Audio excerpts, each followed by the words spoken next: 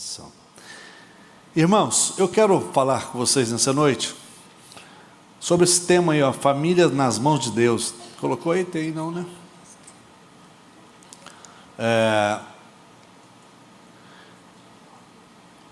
Família é um negócio que está no coração de Deus, né? Isso é fato. E por estar no coração de Deus e fazer parte de uma vida melhor para nós homens, é que a ação do diabo é muito grande. Eu vou ler um texto com vocês. Gostaria que você, se você puder ter sua Bíblia aberta, mantenha ela aberta aí, e se não puder ver, pode ver pelo iPhone, não sei das quantas aí, fica à vontade, só para você acompanhar, tá bom? Gênesis 29, vamos ler aí. Vamos ler a partir do verso 16, me acompanhe aí. Ora, Labão tinha duas filhas, o nome da mais velha era Lia, e o da mais nova Raquel.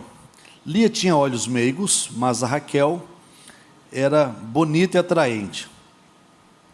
Como Jacó gostava muito de Raquel, disse: trabalharei 7 anos em troca de Raquel, sua filha mais nova.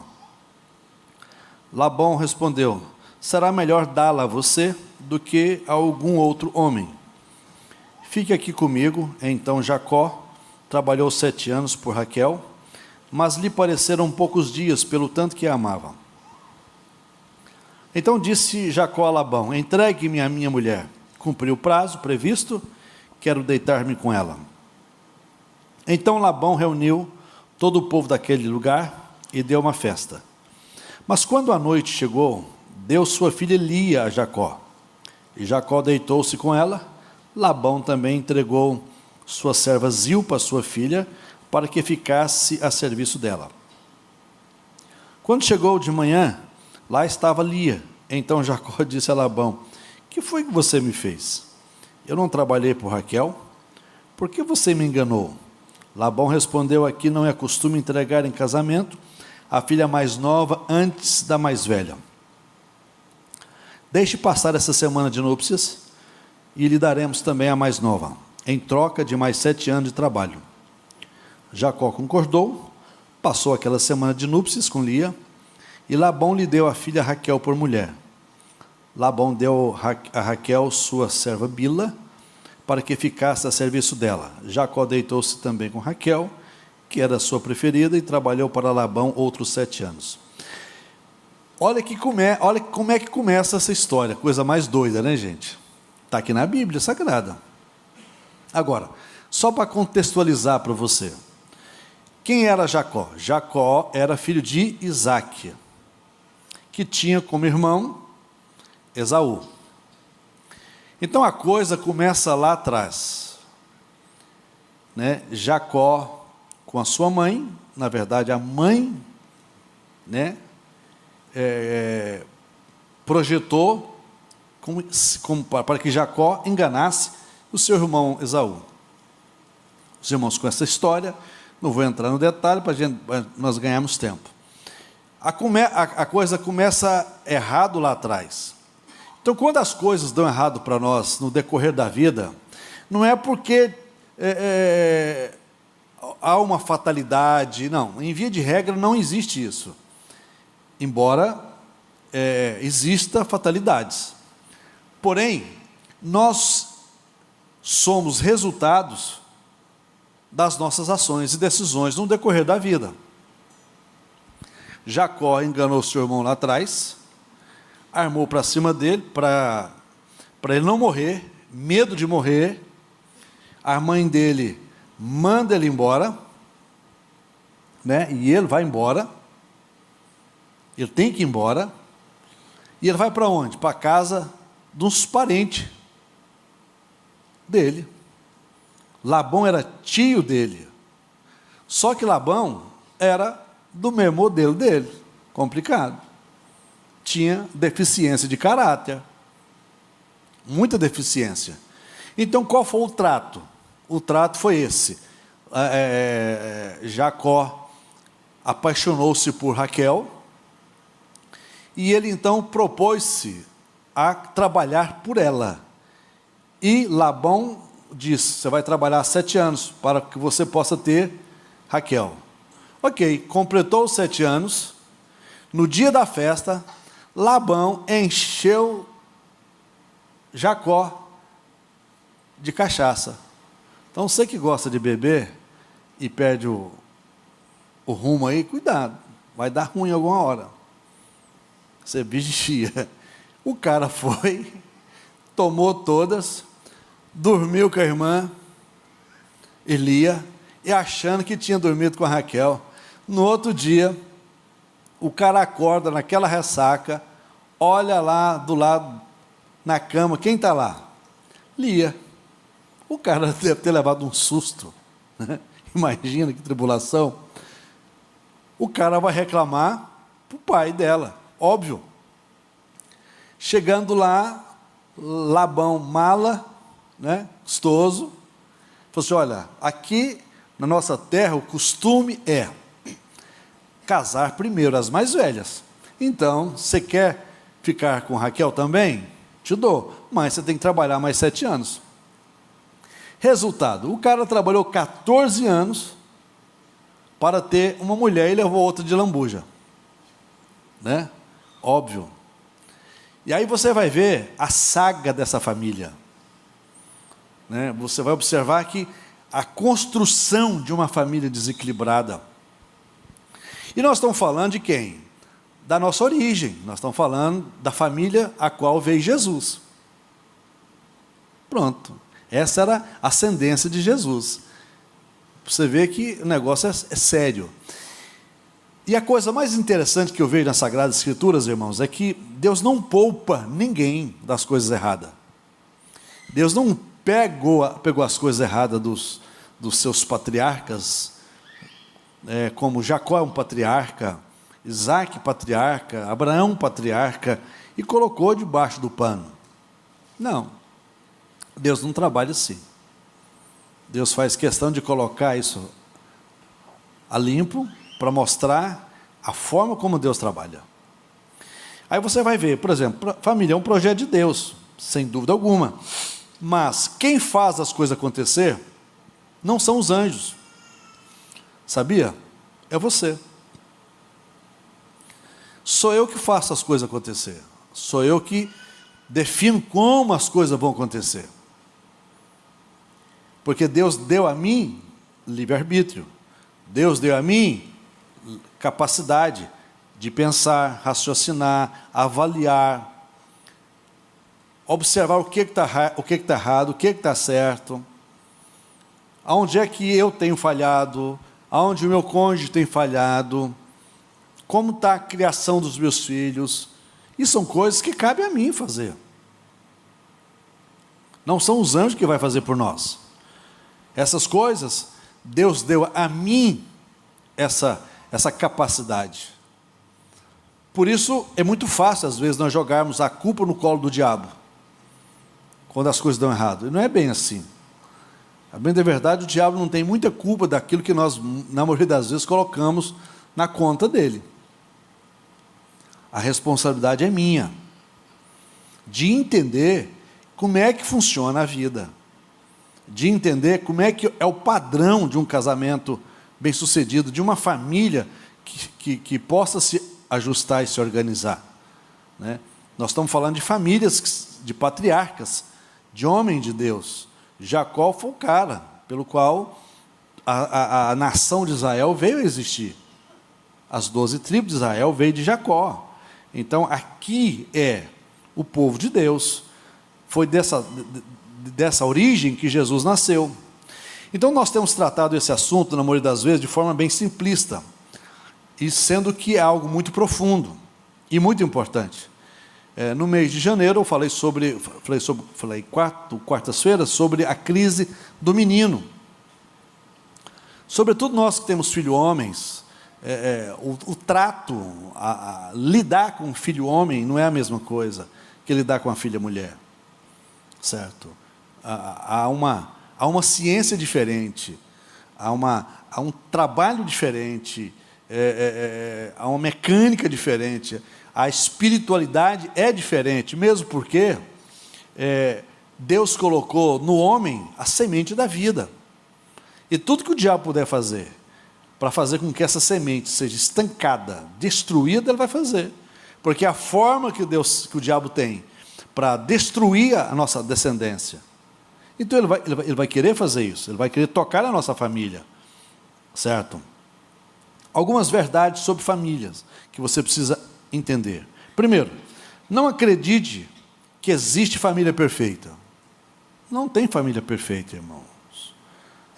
Tem família felizes. Mas perfeita não, todos nós temos um belzinho na nossa família. Tem ou não tem? Não tem sempre uma ovelha negra no meio da nossa família? Não tem um irmão complicado? Não tem um tio complicado? Não tem um primo complicado? Tem, olha. Nós temos. Certo? Isso faz parte das famílias. Sempre vai ter. Como isso fica sabendo que sua família não foge à regra das demais? Quer dizer, o que difere no nosso meio é a geografia, é os nomes, mas todos nós temos pessoas complicadas na nossa família, no meio da nossa família. Então não tem família perfeita, sempre tem algum problema. Você não vai encontrar nenhuma família perfeita na Bíblia, nem na Bíblia você vai encontrar. Você vai pegar Abraão, perfeito, cara, maravilhoso, mas no meio do caminho o cara mente. Ele mente. Problema sério. A mulher de Abraão, dona Sara, irmã Sara, em todo aquele processo de espera que Deus falou com eles, porque a promessa de Deus para mim e para você, ela é real, e você tem que entender isso. Só que a promessa de Deus para cada um de nós obedece tempo. Não é a mesma coisa. Talvez a mesma promessa que Deus faz para mim e faz para você, ela é a mesma coisa. O que vai diferir? Tempo. De repente, para você, Deus faz assim, ó. Para mim, eu fico aí, ó, amargando um tempo. Né? Não tem gente que faz a mesma coisa que você faz, e não obstante o cara consegue prosperar mais do que você? E por quê? Não sei, existem razões para isso. Deus trabalha de forma diferente, é igual filho. Quem tem mais de um filho sabe disso, ora. Cada filho é uma ciência, cada filho é uma cabeça. Saúde você gerou esse menino, mas não tem nada a ver. Nada a ver um com o outro. Sabe, é muito complicado. Então você tem que saber como lidar com tudo isso aí. E essas coisas demandam muita sensibilidade que você precisa de ter em Deus, com Deus. Para quê? Para que você saiba como lidar com as adversidades que vêm sobre as nossas vidas. Como você vai lidar com as coisas? Se na própria Bíblia Sagrada não existe família perfeita, certo? Inclusive a família do Senhor. Jesus nasceu em um lar aonde os seus meio-irmãos tinham inveja dele. Morria de inveja dele. Você acha isso anormal? Não. Não.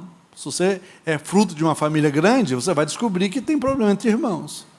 Uns mais invejosos que o outro, outros, né, não conseguem lidar com a prosperidade do outro, o outro não consegue lidar com o sucesso do outro. Enfim, essas coisas fazem parte de famílias, não tem nada de errado nisso. Isso está dentro de um conceito, dentro de um contexto real. Agora, é como eu lido com isso é que vai fazer diferença. Em via de regra, a figura paterna, ela faz muita diferença nisso aí. Muita, mas muita diferença. Por exemplo, o problema que Jacó teve com Esaú tem tudo a ver com o problema dos pais. Tudo a ver. Tudo a ver. Impressionante. Os pais não souberam lidar com os meninos. E os meninos se tornaram... O pai, Isaac, tinha mais afeição por Esaú, porque Esaú era mais caçador, enfim, tinha uma certa predileção. A mãe já pendia mais para o menininho mais novo não, né? Em via de regra é mais novo, embora são gêmeos, mas ele nasceu ele foi o segundo, né, a nascer, por último a nascer, então é considerado mais novo, mas a mãe tinha predileção por ele. Olha como é que Deus trabalha. Concedeu-lhe filhos, Raquel, porém, era estéril. Lia engravidou, deu à luz a um filho e deu-lhe o nome de Ruben, primogênito. Dizia: o Senhor viu a minha infelicidade, agora certamente o meu marido me amará.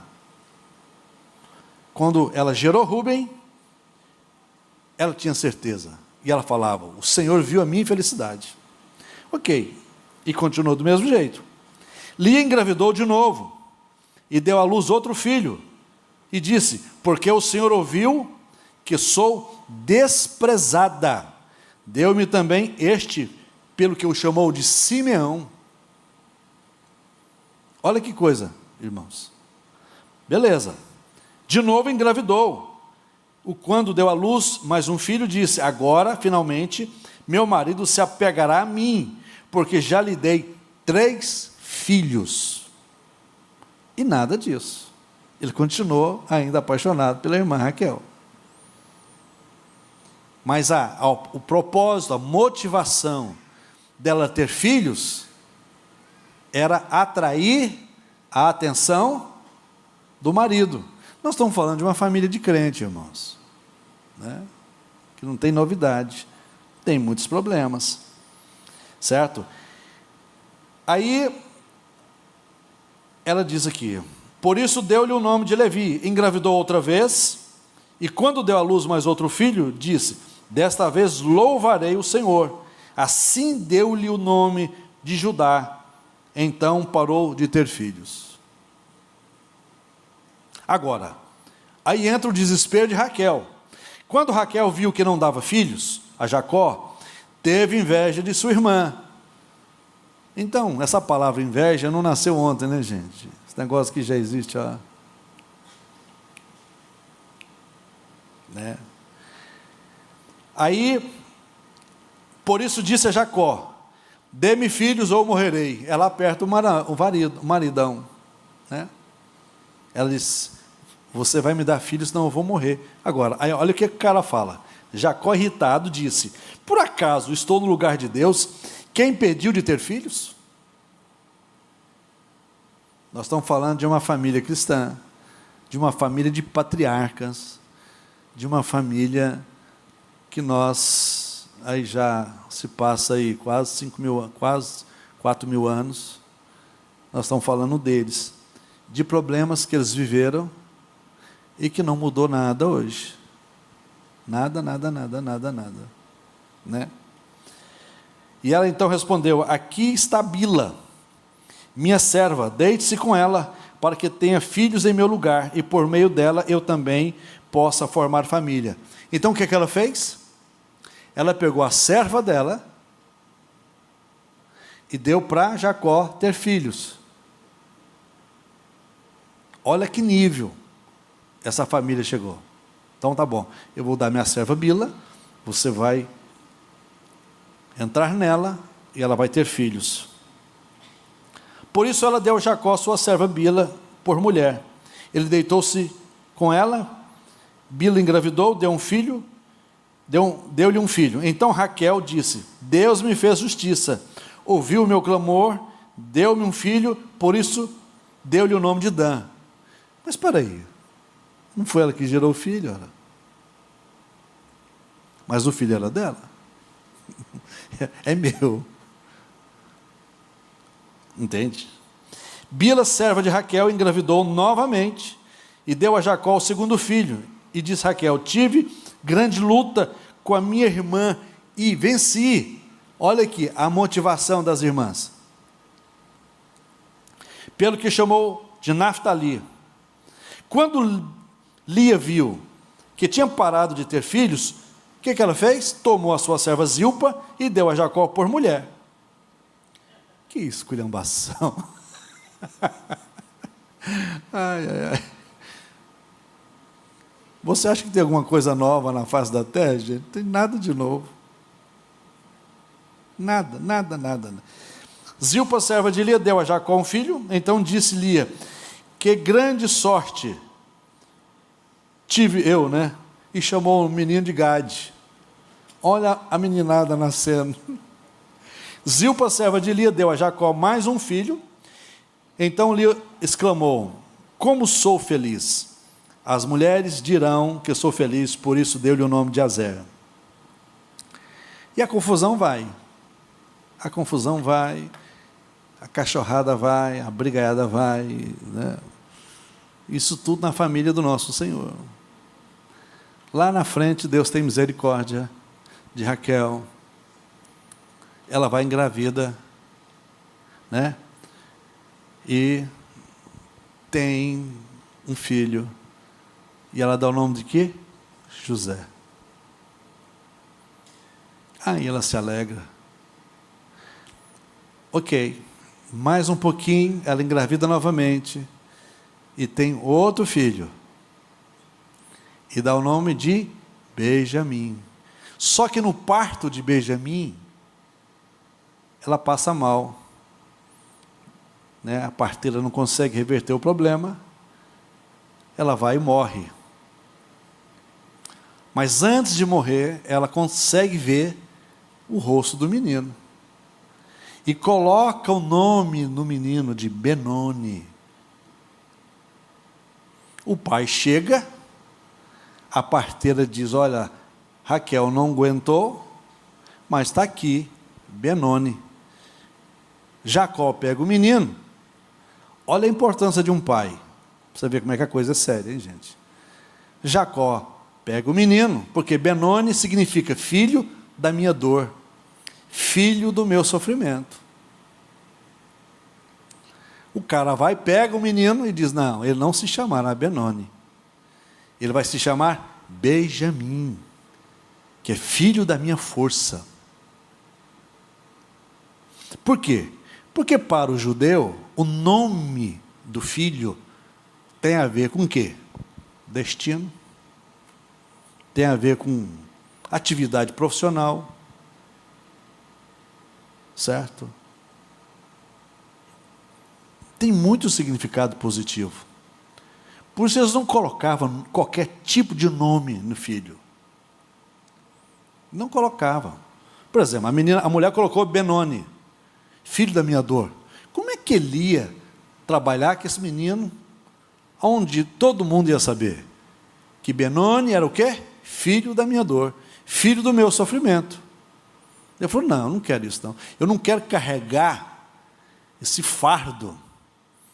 Eu quero que se chame Benjamim, filho da minha força. Então vocês estão vendo isso aqui, gente? Tudo resultado de família descompensada. Família a qual nós lemos aqui na Bíblia Sagrada e que trouxe muitos problemas. Você vai ver no decorrer da história, José e Benjamim eram os filhos prediletos de Jacó, porque eram filhos da mulher que ele amava. Aí você vai ver no decorrer da história, José lá na frente, quase que é morto pelos próprios irmãos. Por quê? Porque Jacó, quando garoto, era ainda garoto, ele teceu uma túnica colorida. Aí você vai vendo, gente, como é que Deus trabalha no decorrer da história, no decorrer da vida. Por isso que o posicionamento nosso de pai, ele nunca pode falhar. Você nunca pode deixar a desejar. Porque lá atrás, Jacó teceu uma túnica colorida para o menino, que tinha a ver com o quê? Tinha a ver com grandeza, tinha a ver com prosperidade, tinha a ver com reino, tinha a ver com muita riqueza. Mas Jacó fez isso. tal. E os meninos ficaram pé da vida com esse menino. E o menino começou a ter sonhos, ter visão. E o menino começou a contar o sonho e a visão dele para o pai, perto dos irmãos. Os irmãos ficaram mais endemoniados. Né? E vocês sabem da história, e deu no que deu.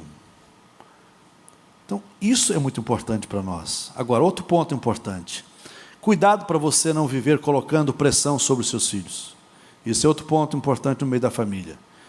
É uma das coisas que talvez mais séria nessa questão familiar nossa. Quando você, pai, mãe, eu vou contar para vocês aqui coisas reais que acontecem no mundo, para você entender o quanto isso aqui é importante. A motivação de ter filhos era pura competição entre as irmãs, sim ou não? Era. Lia queria ter filhos para mostrar para Jacó que ele, embora ela desprezada, porém ela tinha que ser amada, porque ela gerava filhos. A irmã dela não. Quando ela deixou de gerar filhos e a irmã começou a colocar as servas dela, então eu também tenho serva, vou colocar. Enfim, toda aquela competição complicada. Era para compensar os problemas mal resolvidos internos. Porque, na verdade, quando você não consegue resolver seus problemas internos, familiar, nós começamos a arrumar coisas que vai gerar problema para nós. Por isso que você precisa disso. Eu acho que a beleza da vida familiar está exatamente nisso, quando você consegue sentar e conversar. Por isso nós vamos tratar sobre isso aí no dia 21, sobre comunicação no casamento. É um dos maiores erros que existem hoje nos casais, falta de comunicação. E isso gera destruição total, e você vai perceber isso lá na frente. E outra coisa, esse cuidado para você não ver colocando pressão nos seus filhos, você não pode transferir para os seus filhos. Em via de regra, nós fazemos isso, a gente não vigiar. Nós transferimos para os nossos filhos o quê? Nossos sonhos frustrados. Em via de regra, muitos pais fazem isso. Seus sonhos frustrados, eles querem transferir para os seus filhos. Uma coisa, um detalhe, deixe eles sonhar o sonho deles. É importante isso para nós. Você deixar isso claro. Olha para você ver que coisa interessante. Isso aqui é uma pesquisa. A maioria dos atletas que são pegos em doping, com medicamentos e drogas proibidas, por incrível que pareça, não partiram deles a ideia. Sabe de quem? Dos pais. Dos pais.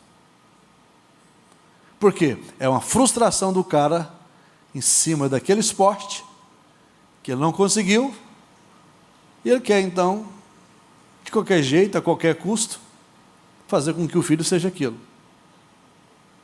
Eu conheço um ministério aqui em Goiânia, que a mãe do menino, um menino complicado, com muitas deficiências de caráter, muitos problemas emocional, a mãe exigiu do marido que ele fosse o sucessor dele no ministério. E todo mundo sabia que o menino tinha sérios problemas. Mas muito problema. Mas a mãe ignorou isso, porque ela viu no marido um certo fracasso e fez com que o filho viesse a ser aquilo.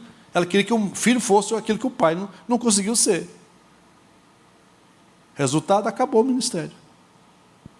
Acabou. Porque ela sonhou para o filho algo que Deus não tinha. Isso é muito importante para nós. Por exemplo, no caso das meninas, as modelos, do mesmo jeito, tem uma influência muito grande da figura materna. Muito, muito grande. E nisto acontecem problemas seríssimos, como, por exemplo, drogas, prostituição. Tudo com apoio da mãe. Porque a mãe quer que a menina... É um sonho dela. E às vezes não é o sonho da menina. Na verdade, os pais querem ver nos filhos a realização dos seus próprios sonhos. Não é bem assim, não pode ser assim. certo? Não pode ser assim. Nós precisamos ser cuidadosos quanto a isso, certo? Nós temos que ajudar a influenciar os nossos filhos da forma positiva, mas sem interferir nos sonhos e nos planos que Deus tem para eles, certo? Quando você impõe um sonho seu e que de repente é fruto de uma frustração sua para o seu filho ou sua filha, esse negócio vai dar errado. Lá na frente vai dar errado, certo? Último ponto interessante. Não acredite que o tempo ou os acontecimentos naturais da vida resolvem as coisas erradas que fazemos. Não resolve. Coloque no seu coração. O tempo não resolve, certo? Os problemas mal resolvidos do nosso passado. Não resolve. A bem da verdade, o tempo só faz uma coisa: cura queijo. Não resolve problema de perdão, não resolve problema de relacionamento. Nada, nada, nada, nada. O tempo não cura feridas, não cura dor, não restaura relacionamentos. Se o fizesse, primeiro, que o sacrifício de Jesus seria desnecessário. Desnecessário. Olha o exemplo disso aqui. Jacó teve que fazer o quê? Simples, ele teve que retornar lá atrás, Padã Arã, para resolver o problema dele com seu irmão. Quando ele sai da casa dele, ele sai brigado com o irmão, ele sai com um problema com o irmão, e ele vai embora, vai viver com os familiares da mãe dele. Quando ele volta, ele ainda é Jacó, ele ainda é Jacó, mas para que o propósito de Deus cumprisse na vida dele, ele tinha que voltar atrás para resolver uma pendência que ficou mal resolvida.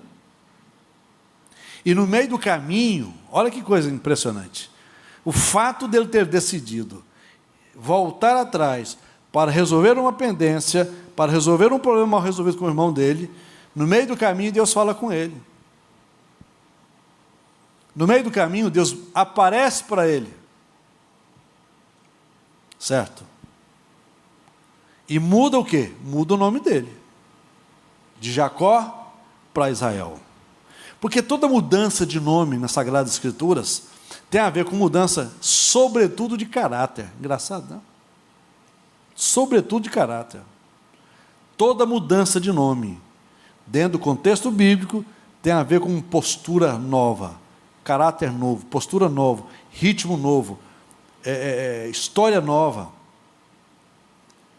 Então, Jacó não poderia ser o que foi, sendo Jacó. Jacó se tornou o que se tornou, porque ele se tornou Israel. Israel. Então, nós precisamos de entender que não é apenas pedir perdão, entende? Mas se faz importante você pagar pela reparação do erro. Às vezes as pessoas acham que é só isso. Não, não. Tem que pagar pela reparação dele. O cara volta para casa, ele encontra o irmão, ele oferece uma riqueza para o irmão. O irmão diz: eu não preciso, porque eu já tenho. Ele falou assim: não, você vai ter que pegar.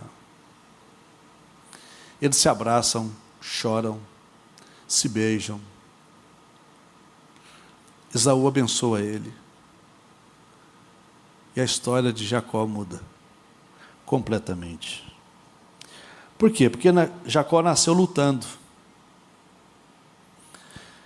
Porém, viveu enganando e morreu adorando. Agora, o grande segredo da vida, irmãos, não é você nascer Jacó. Porque Jacó significa trapaceiro, enrolador, enganador. A questão não é nascer Jacó. A questão é não morrer Jacó. O cara nasceu Jacó, mas ele morreu Israel. Porque às vezes você nasce de forma errada. Às vezes você nasce num lar errado. Errado no aspecto de força de expressão. Conturbado, despreparado, disfuncional. Porque, por incrível que pareça, você nasceu na casa certa, dos pais certos. Sem chance. Mas o fato de você ter nascido, embora num lar disfuncional, não significa que você tem que ser, ora. Não tem que ser, não há necessidade. Jacó só nasceu Jacó. Mas ele morreu Israel. Ele morreu Israel. Então o meu passado de errado, de erros, sua vida de erros que você comete, um rolo ali, um rolo acolá, tudo isso é passível de mudar a partir do momento que você entende que todo encontro com Deus que você venha a ter de verdade, não tem jeito de você continuar sendo quem você era. Impossível. Impossível.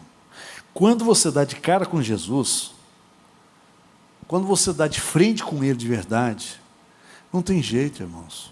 Você continuar mentindo, você continuar enganando, continuar fazendo um monte de porcaria que a gente fazia lá atrás. Não tem jeito, não tem jeito. Sabe por quê?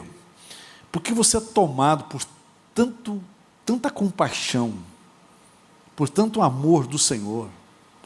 Você é envolvido dentro do amor dEle, dentro da bondade dEle, dentro da misericórdia dEle, que não tem como você continuar fazendo as coisas erradas. Certo? Jacó passou a ser um cara completamente diferente.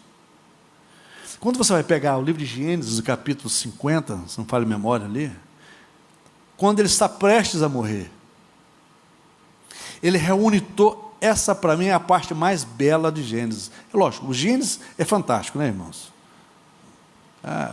Novo Testamento. Quem fala isso porque não tem noção. Só existe o Novo Testamento porque o Velho, né, é real.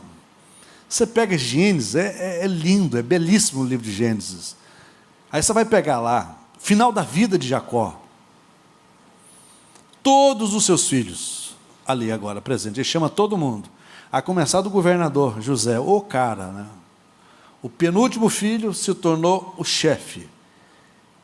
O penúltimo filho pegou a bênção dobrada, porque quem tinha direito da bênção dobrada era o primogênito. O primogênito fez besteira.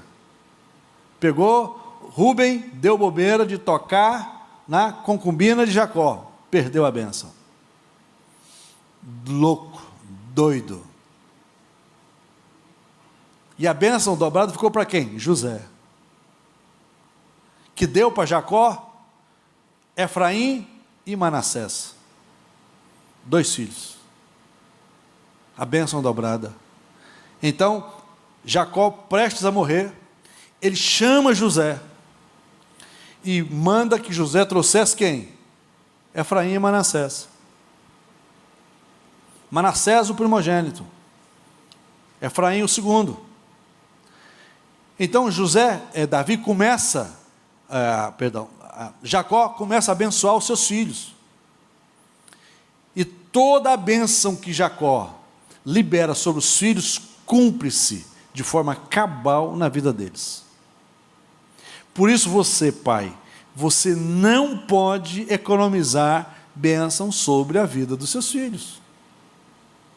Mas solta com vontade. Eu fico observando, eu converso com alguns pais que eu fico pensando, gente, o cara é doido, e o cara acha que a bênção é dele, não é nossa, mas a bênção que está sobre os meus filhos, ela vem através de mim, então eu tenho que abrir a boca, eu sou o canal pelo qual a bênção vai vir sobre eles, e eu não posso minimizar, economizar de bênção sobre eles. E Jacó então começa com Rúben, e bênção, Rúben abençoa Rúben, e diz, Rúben perdeu a bênção, porque ele subiu no leito do seu pai, dançou, e vai falando, quando chega em José, aí o negócio é bonito, né? Que o José é como um muro, alto, que os frutos dão sobre o muro, cai de um lado, cai de outro, e vai liberando todos os filhos, todos os filhos de Jacó, se tornaram tribos. E todas as tribos tinham riquezas, oriundas da palavra liberada de Jacó sobre a vida deles. Deus cumpriu palavra por palavra, item por item. Sabe por quê? Porque nesse exato momento, Jacó não era mais Jacó, ele era Israel. Ele tinha autoridade, ele tinha graça. Então você não pode continuar sendo Jacó, você tem que mudar. Há uma necessidade precípua disso acontecer nas nossas vidas. Porque os nossos filhos, eles precisam disto. Eles precisam. Eles precisam que você libere essas bênçãos que estão retidas no mundo espiritual, que só você pode fazer. Agora, Satanás é tão artista, tão maligno, o que ele faz? Ele perturba a cabeça do pai, do marido, do macho, do gestor. Ele te deixa tão perturbado que você vai criar caso com os meninos. Você não tem palavra de bênção para os meninos. Você não sabe o que fazer com os meninos. Você delega a autoridade para sua mulher fazer aquilo que ela jamais vai dar conta de fazer. Não vai, não tem jeito de fazer. Não tem como fazer. Eu estou falando, irmãos, à luz da Bíblia Sagrada. Pode ser que alguém fale, não pensa assim. Ok, você tem o direito de pensar o que você quiser. A Bíblia não deixa de ser Bíblia porque você pensa diferente. A Bíblia não deixa de ser Bíblia porque fulano, beltrano, ciclano, fulano, que é especialista nisso ou naquilo. Ei, eu conheço vários especialistas em família aqui nessa cidade, que não tem um marido, que não sabe cuidar de filho. Eu conheço. Eu sei quem é. Está ganhando dinheiro em cima de cuidado de família. E não sabe o que é família. Não sabe o que é criar filho. Eu fui fazer um podcast com uma um tempo atrás, me chamou para ir lá, falei, mas me pegou tanto no meu pé, falei, não, acabou, vou lá. Aí, estou lá, e vendo. Parece que tinha fumado maconha estragada. Falei, gente, o que eu vim fazer nesse trem aqui? Bombando nas redes sociais. Sobre família. Não tem marido. A filha que tem, não obedece ela, é uma cachorrada, briga uma com a outra, mas pronto, terminou uma briga ali, vai para filmar lá. Gente, o negócio é assim, o negócio é assado. Judas chama esse tipo de pessoa, sabe de quê? Nuvens vazia. Nuvens vazia. Pessoas que não têm moral, autoridade, apenas conhece conceitos. Quando você conhece apenas conceito, você pode até instruir. É o que diz a Bíblia. Olha o que a Bíblia fala. Muitos estudam a Bíblia para a salvação. Outros a estudam para a sua própria condenação e perdição. Então, quando você vai estudar a Bíblia, você tem que estudar para quê? Para a sua salvação. Como? Quando você obedece. Quando você simplesmente fala de coisa que você não vive, isso vai te condenar.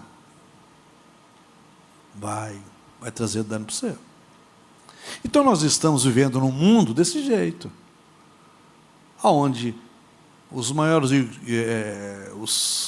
as pessoas que mais falam de criação de filhos, não sabem o que é filho. Não tem nem noção como que cuida do menino. Certo? E estão aí ganhando rios de dinheiro e fazendo uma farra. Resolve o quê? Nada.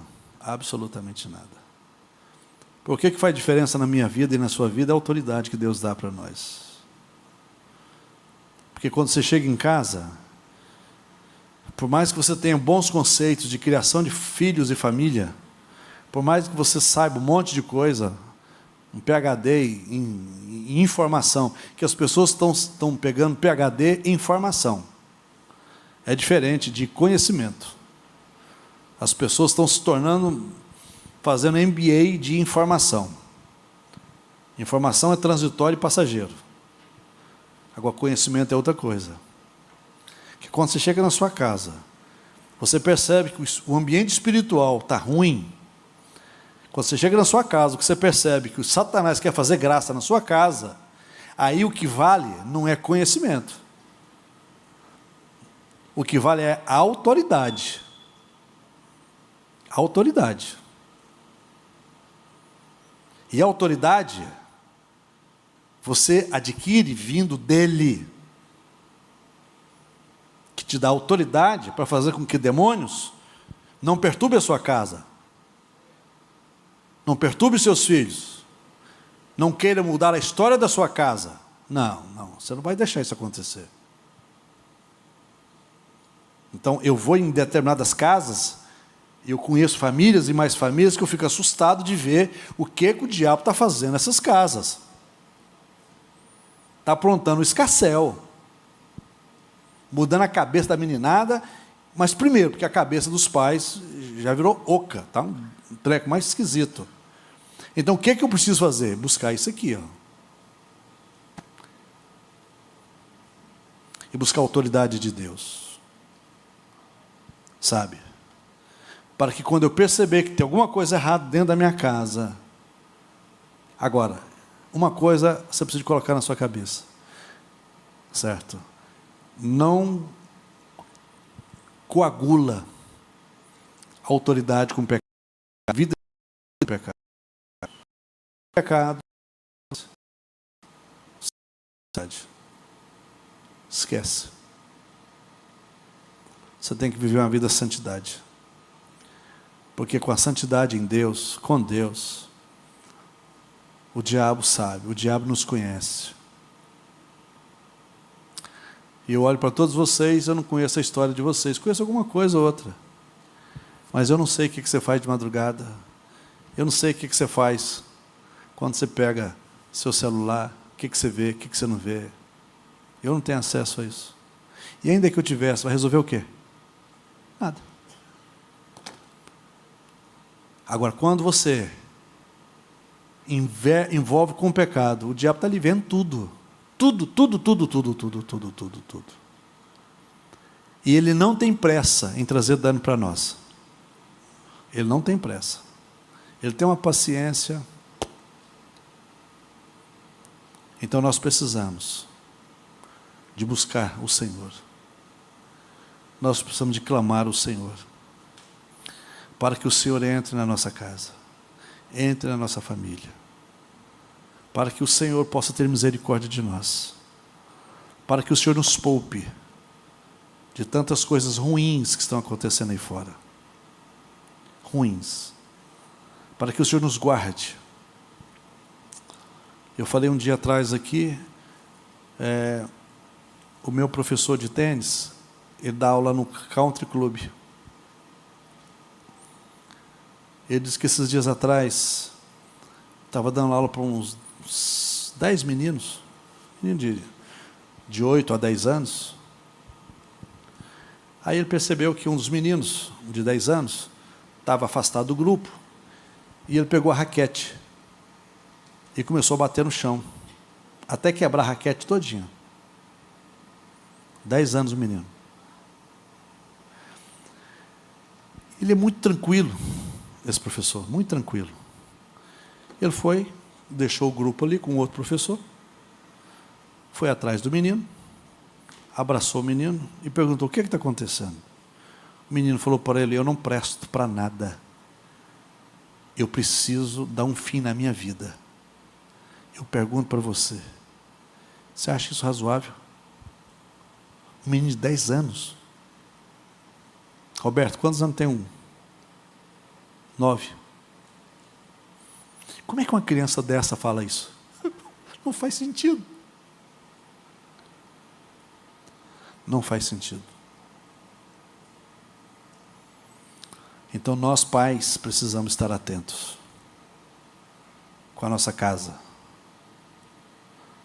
certo?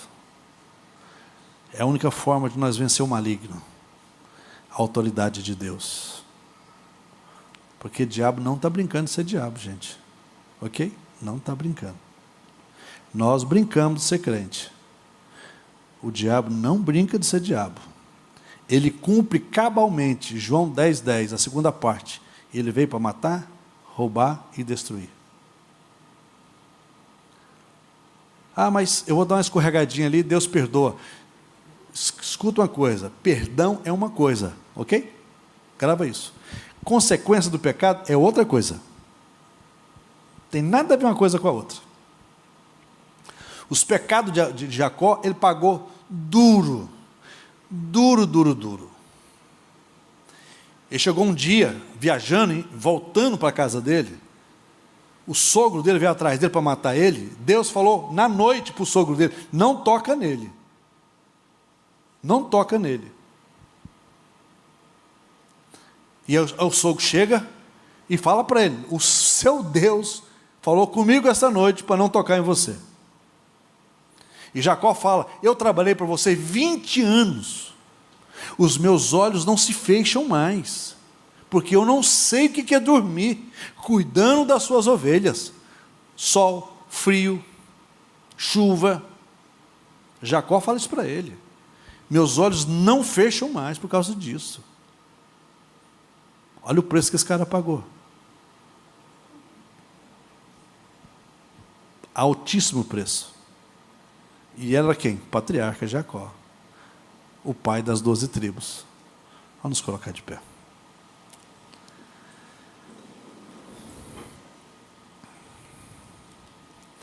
Antes de pensar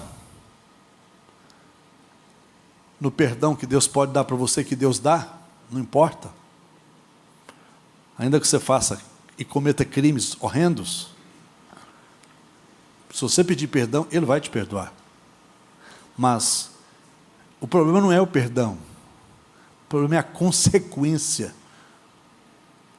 dos nossos atos, dos nossos erros, das nossas falhas, dos nossos pecados, que não é barato, é muito caro. Então que Deus abençoe vocês. Vocês ficaram muito caladinhos, né? Amém? Amém. Fala amém, Roxane.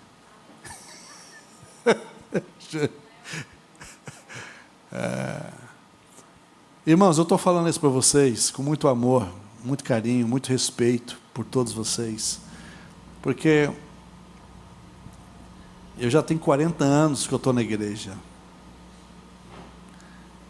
O que eu vi, e já presenciei, famílias inteiras sendo destruídas, sabia? Lares inteiros sendo destruídos. É muito triste, é muito doído, sabe? Não é legal. Agora, compensa fazer a coisa certa.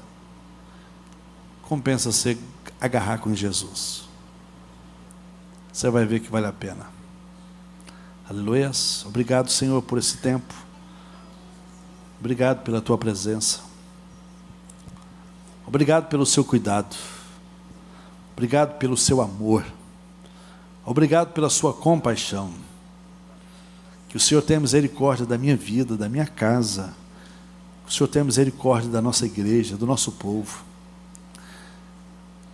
Que o Senhor age com compaixão conosco, Senhor. Tenha misericórdia de nós. Nos ajuda. Guarda a nossa casa, guarda os nossos filhos, guarda a nossa descendência, Senhor. Não deixa o diabo destruir a nossa descendência, não, Senhor. Que o Senhor tenha misericórdia de nós. Que o Senhor olhe com compaixão com as nossas vidas. Em nome de Jesus. Em nome de Jesus. Aleluia!